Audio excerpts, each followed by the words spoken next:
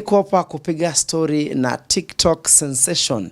Her name is Fidelis Mwihaki. She's a US girl based in Kenya, mtu wangu. Tutakuwa nikipiga story naye because a lot has been trending concerning the femicide issue in Kenya because people have lost their lives, people have lost their loved ones, people have lost their siblings, their brothers, their sisters, you name them. So tutakuwa tukipiga story naye tujue mambo iko namna gani, kisha hapo baadaye atatuambia what needs to be done to curb this femicide issue in Kenya.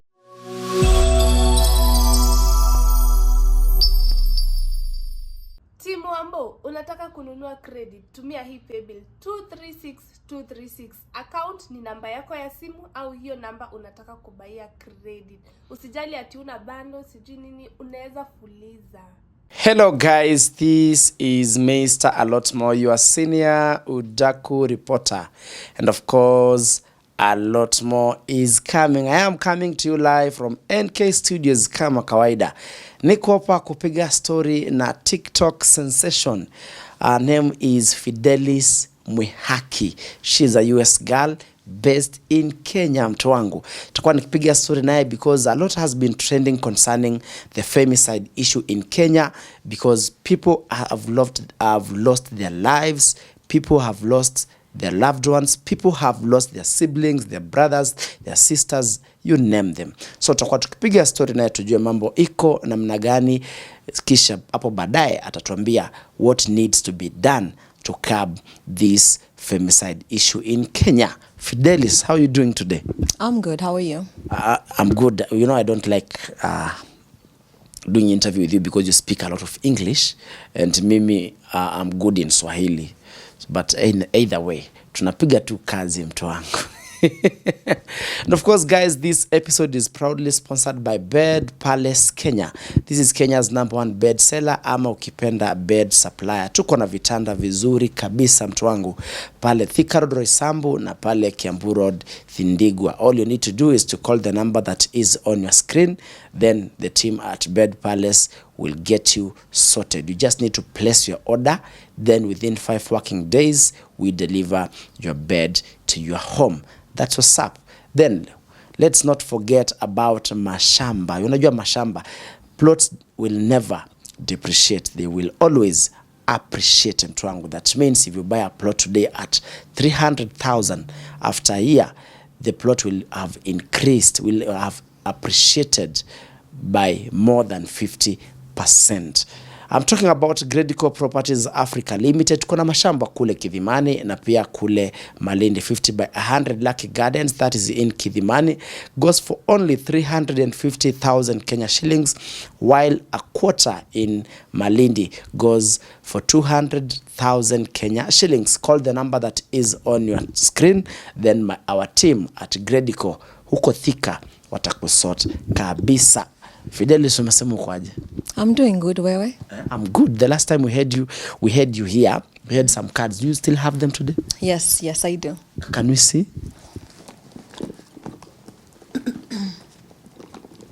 Guys, I don't know whether you remember this video here. Director atawekea mtaiona. How are they called? Oracle cards, yeah? Tell us about them. So they're just like divination cards or something that it's like a tool that you can use to help yourself understand, or what's the best time to use it? To help yourself like expound your mind, to see things from a different perspective. You might not always have a perfect person who's gone through everything that you're going through that can give you advice. But with these cards, somehow, regardless of whatever the issue is, I always find perfect advice that I can apply in my life. Perfect. Are we going to use them in this conversation about femicide? Yeah, actually I'd pulled some this morning and I pulled a card already. So yeah, we can definitely do that if we have time for it. Okay. Perfect. Let's now dive into the conversation. But first of all, you know, maybe people are seeing you for the first time. You know, you're popular on TikTok. But I think people have seen you only once on YouTube. That's on my channel. So please do me a favor. Look at that camera, introduce yourself, tell us who you are, tell us about the story about you, the connection between you and US. Oh, okay. So my name is Fidelis. You can find me on TikTok as Fidelis Moihaki and every other social media as Fidelis Moihaki. I moved out of Kenya when I was 16 years old, and I lived in America for 12 years, had my kids, my family, and we decided to move back. We decided to move back because we feel that Kenya is the place to be. Yeah. Kenya is home. It is home, and east or west, home is best. Yeah. Perfect. Let's now dive into the conversation. You know, people have been talking about femicide, ladies dying, men dying, ladies blaming women, people protesting here and there. But me, according to me, I feel like there are people who are misunderstanding this term. I mean, quote unquote, femicide. Okay. What is it? So femicide is a hate crime. It's a hate crime against women, girls, like anyone of the who's like feminine, who would say I'm female. It's a hate crime against them. They are being murdered. They are being killed for any reason you can think of. Yeah, and that's a hate crime.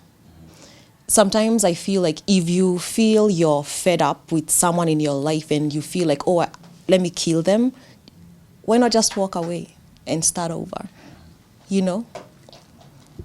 Okay, we've had several cases whereby women are being killed in unknown circumstances. Two have been killed in an Airbnb.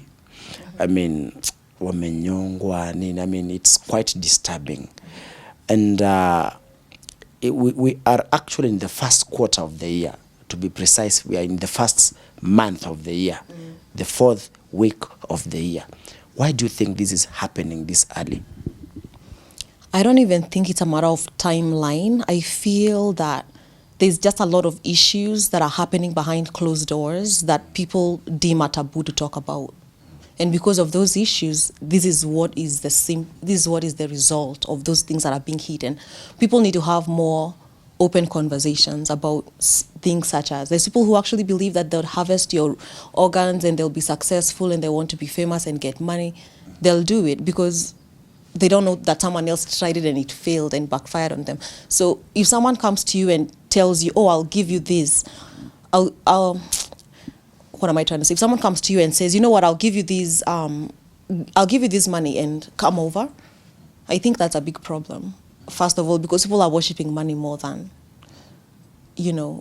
God. If someone gives you more money, let's say if you tell me, Fidelis, I'll take you to the ocean, and when you get to the middle of it, jump out, I'll give you $1,000. I'll tell you no. And then you say, I'll give you 200. I should not change my answer just because the money value has gone up. I should be able to think and ask myself, wait, this just doesn't sound right. Yeah. Okay. Perfect. As we speak, there was a protest a few days ago, whereby women went to the streets, accompanied with some men. I mean, some public figures. Sitataja majina for now. But if you see the comments online, it's like people are blaming men. I mean, do you think it's right to blame men at on this femicide issue? Well, just because the crime was committed by a man, that man does not represent all men. So there's your answer. Okay, were you part of the protest? No. Were you supporting it when you saw it online? Yes, I believe we need to bring awareness that, women are being killed and that there's women who are willing to stand to fight that femicide. Okay. Perfect. So maybe siku moja utaenda kwa street pia ufanye the same? I think everyone is blessed in different areas. There's people who take placards and go to the streets. There are people who will go and, fund something. There's people who will go and talk about it. And I think everyone should just, do the best they can where they're at with what they have. If the opportunity ever came and it's in my hometown, definitely. Mm-hmm. Perfect. I mean, there was a lady here who we interviewed yesterday, who was at some point almost becoming a victim of femicide. Okay. She was giving a story of how she met a Nigerian guy, then they dated. To some point she got pregnant. We don't know where the pregnancy went. Then later, the lady was like, I'll get rid of you. I mean, and I picture it this way. There are so many ladies out there who are going throughout the same, because hawa watu wanakuja wanakatiwa na wa Nigeria, wanaingia box, they start dating, then later they part ways, then it goes back to square one. I'll get rid of you. Who's saying I'll get rid of you? The guy now. Okay. I mean, what do you tell such ladies? Well, for one, someone that truly loves you would never treat you like that. Even when you're in the worst of the situation, someone who truly loves you, you know, when you say the love of my life, how can they turn around and come and try to take your life away? So first understand what love is. If you're into something because of love, which is what you should be doing, then you should not have to deal with such situations, because you would be able to start reading and seeing the signals from afar and connecting the dots. Because if someone comes today and they're okay slapping you, and then you just say nothing, next time they'll be okay kicking you. Next time, I mean, what's going to stop them from going and grabbing a knife and coming at you? So learn to see the signals and, you know, act accordingly. Mm-hmm. I will kill you. Is it just a statement? No, actually that's a threat. That's a threat. The moment you say, I will kill you, I've confirmed that you actually have the desire to. If the opportunities were presented, you would definitely do it. So if you tell me, Fidelis, I will kill you, I'll be like, you know, I'm not even going to try and fight with you, because my aim is not to kill you. Your aim is to kill me, clearly. There's an issue. Okay. Mm-hmm. I understand so many people out there have been told, I will kill you, quote unquote. Mm-hmm. What do you tell such people? I'm talking in this concerning the femicide issue, whereby a man is telling a woman, I will kill you. All right. So I believe, from my perspective, I believe that most people who are in such situations because of the pressure that they get from the community, or the pressure that they get from, you know, as a woman, when you're 30 or whatever the perfect age for marriage is, you should be married, should have kids, you should have a husband, and then you're turning like maybe, let's say 40, 46, 50. Your husband is abusive to you. And, you know, the age here can change. If you got married earlier, if you're dating earlier, whatever the case, whatever age you're at, the person will come to you and tell you, you know what, I don't love you, because that's the same way you're saying, I will kill you. And then you'll be like, if I leave this person, what is my mom going to say? I have kids. How am I going to raise them? What is my sister going to say? And because of what if, that kind of puts you in a place where you're like, I would rather stay than deal with all the people. But me, I'd advise people, you know what? I would rather you left, because your God is bigger than your husband, your boyfriend, your whoever it is.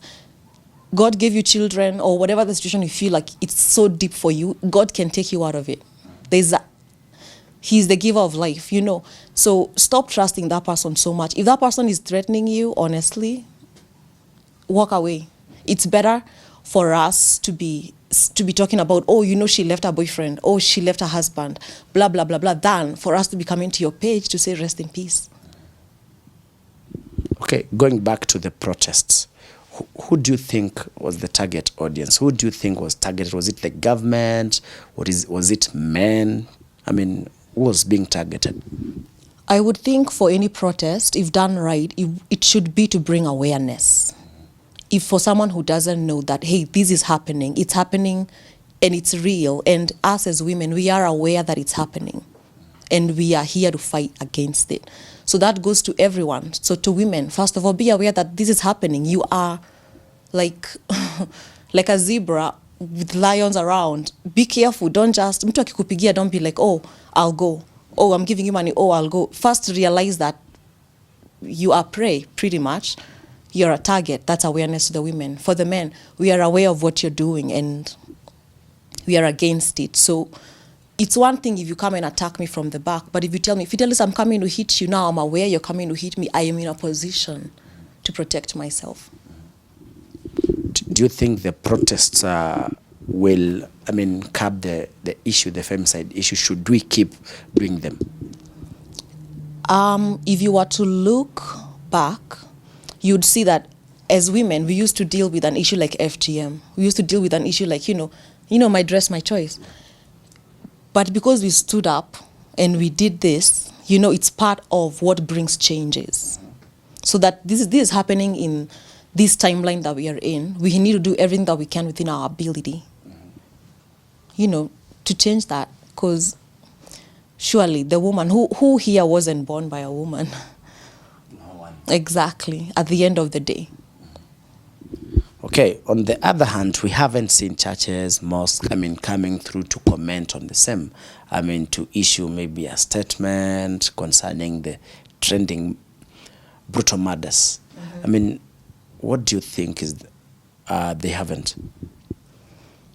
Well, I think the churchgoers would be able to tell us I think the churchgoers would be able to tell us more information on that, because I would believe, from where I'm standing, I would believe that church is a place where you go to worship God and, get together and give each other strength. And this is when we as women really do need that strength. So if the church doesn't stand with us, then Sunday you're like, to any sadaka. Okay. I've seen people online trying to link the deaths with rituals. What is your take on that?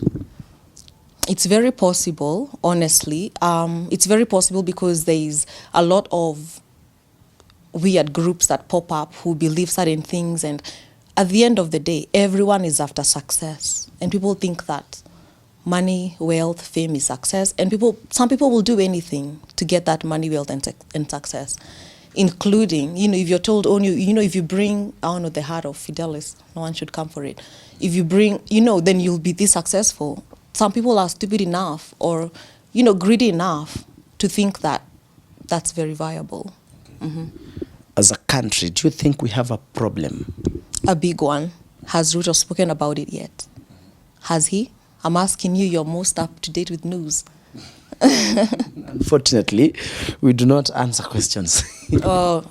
Yeah, then I guess we have a problem. There you go. What problem? The fact that you say we do not answer questions, that's a problem by itself, right? Mm-hmm. Okay, thank you. What needs to be done then to stop this issue? Because ukiangalia, people have lost their lives, for God's sake. People have lost their brother, their sisters, their mothers, their kids. It's too much now.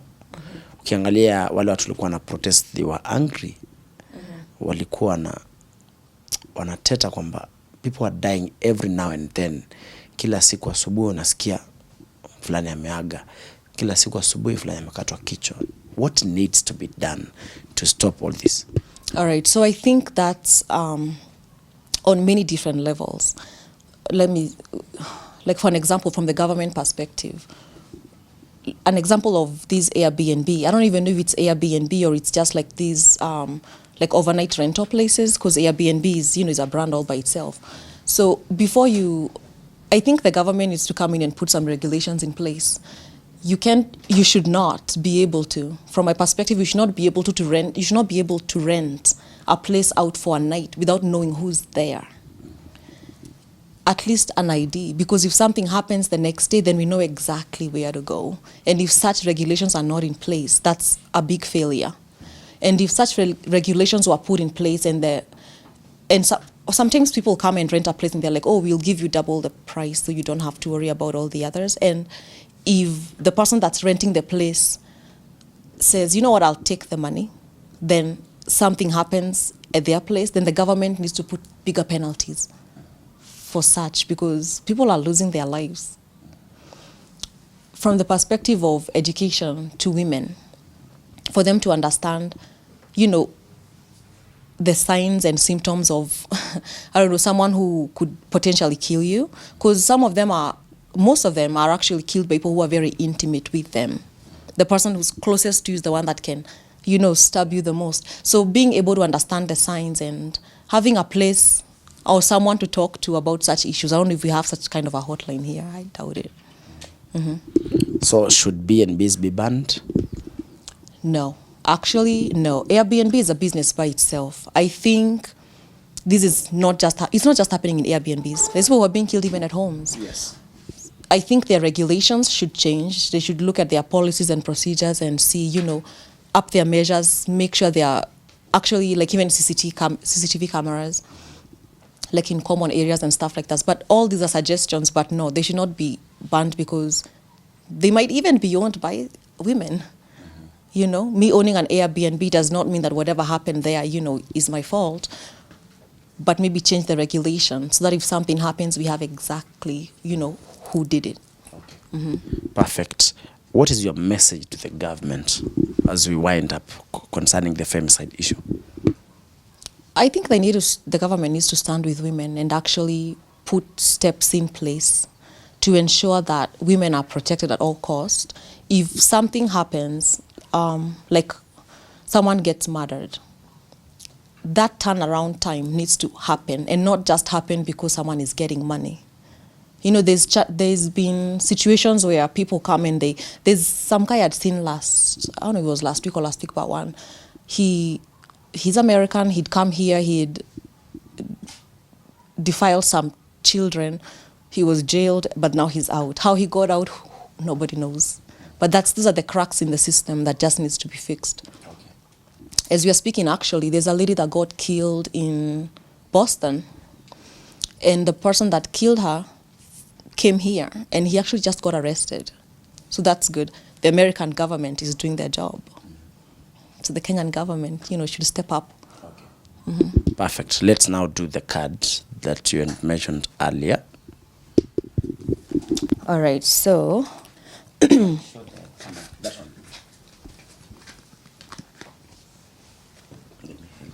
You see it?